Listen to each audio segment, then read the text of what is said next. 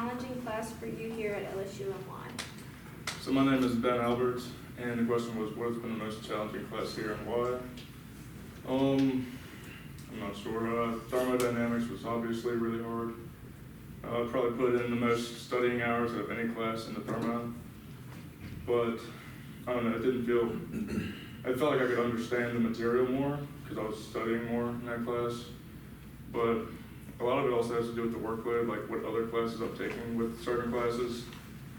Like instrumentation is like one of the busiest classes, like time consuming.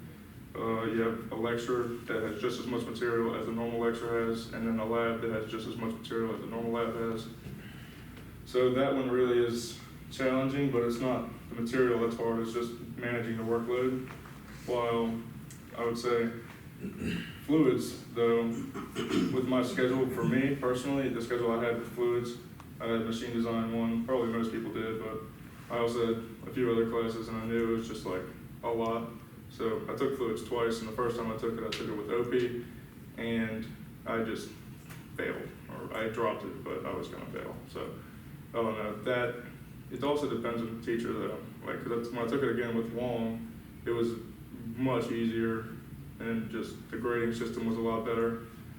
So, I mean, it all depends on what other classes you're taking and what professor you have. But I think for me personally, it was probably fluids, like the first time I took it.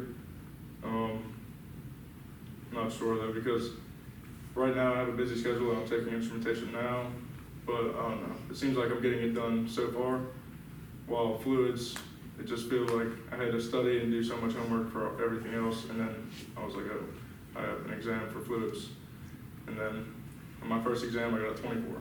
So I'm not really sure. I think it's a tough question just because of all the different factors, but for me, it was fluids, I think. And that's it.